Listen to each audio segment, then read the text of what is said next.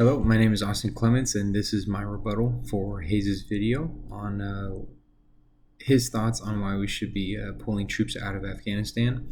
While I don't disagree that we should be pulling troops out of Afghanistan, I do disagree on the points that he made and the reasons for which he chose for us to do. I think a lot of those points made were, emotionally tied and politically charged, yes, because losing troops is very unfortunate. Being a service member myself, I know men and women that have died in the war in Afghanistan, in Iraq, and Africa and other places that the U.S. is, and I understand the frustration that comes with that. But I want to point out and look at some of the other issues that come from a massive pullout of forces and support to the country of Afghanistan as soon as we are doing it now. Not looking at the past 20 years. I understand that's a long time, but the way that we are doing it, I do not feel is correct. So, quickly going over the significance of Afghanistan, physically and emotionally. Emotionally, we're tied to that country.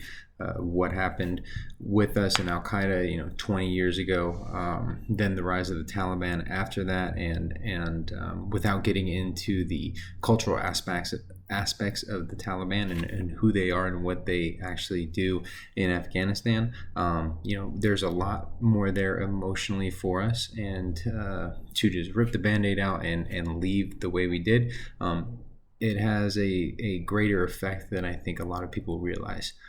For us and for the Afghan people.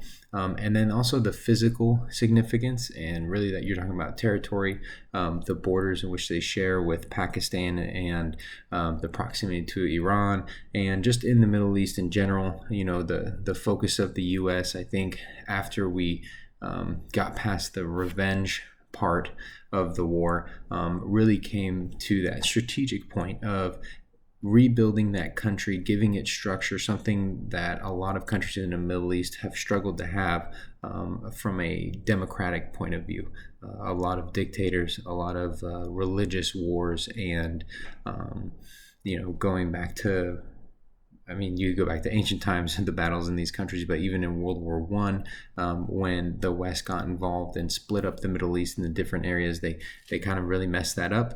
And then you fast forward to the 2000s and our time there now. We spent a lot of time rebuilding that infrastructure, building their government, trying to take out some of the aspects that have caused so many issues there. And the speed at which we are pulling out is an issue because we have, along with a lot of other countries, focused on building up many government agencies for them, both police, military, and just the actual structure of their government. And I think some of it, there was so much inclusion and the building of multiple groups within their government that they can't sustain the price that's going to cost. It's a lot of money to sustain these groups, to give them training and the security and the understanding that they need to fulfill their missions after the U.S. and the United Nations and all the other countries involved leave. And by us leaving so quickly, we really kind of pull the rug out from underneath them. And that leads into another point that I want to make with our Vietnam syndrome, right? We've talked about it in our class. The professor hit on it quite a bit, and it was in a lot of our readings. We have been adverse as a country to the intervention, and this is why we leave and have had a tendency to kind of leave the people that we go into a fight with, that we are supporting, we leave them, out to dry when we're done there. And 20 years in one place obviously creates a dependence, I think, both ways. But the dependence that this country has on us now, while maybe not healthy, is something that I do not really think policymakers and or a lot of Americans take into account, especially for the ones that haven't been to the Middle East and don't understand the relationship that we have there. So looking at that Vietnam syndrome and understanding that, yes, we are, as a people, very adverse right now to continuing a war, so to speak, in this area. But looking past that and really looking at the factors that go into, there are a lot of people in that country that need the support that we're giving. And while, like I said, I think we definitely should be scaling back our operations there. The speed in which we are scaling back our operations in that date of September 11th, I don't find that attainable, especially now that we are setting up the mission to pull all of the interpreters and the support personnel that helped U.S. forces and other allied forces during the wars.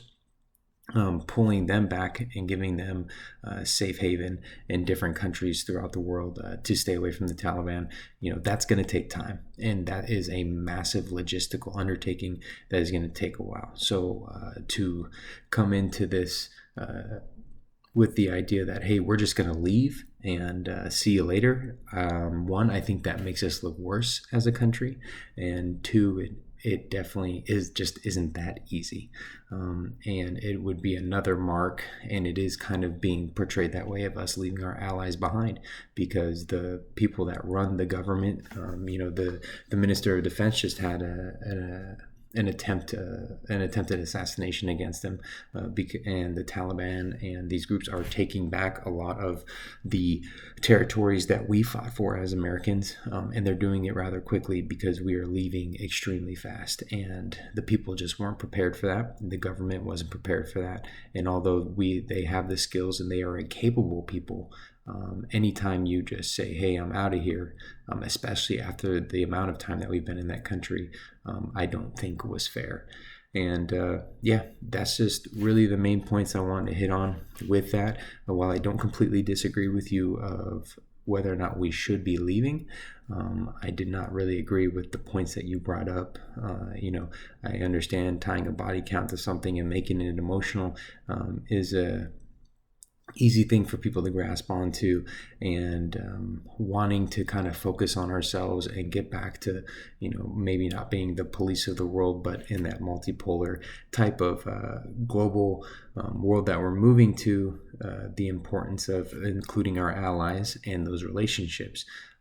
It's things like this where our allies may look at us and say, hey, what happens when we need you? Are you going to leave us high and dry after the support or the belief in what it is? And I really think looking at the war in Afghanistan past what the first few years were when we were in there for vengeance, and then the realization that we have spent a lot of the last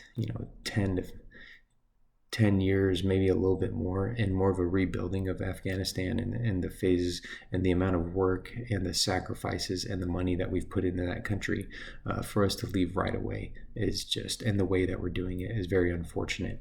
And I think the fruits of our labor are now going to be rotted because of that. And I just think it is I hope people don't get their hopes up that it's going to be a very quick withdrawal, because it's not. And if you're reading the news and you're seeing what's going on there right now, I think we're going to be there for a little bit. I think there might be an increase in troops depending upon how we're going to attack the security issues that are happening there, how we're going to get the people out that we said we're going to get out, and how we're going to maintain face across the Middle East and across the world with our impending pullout of the country. Thank you for your time, and I look forward to any other comments.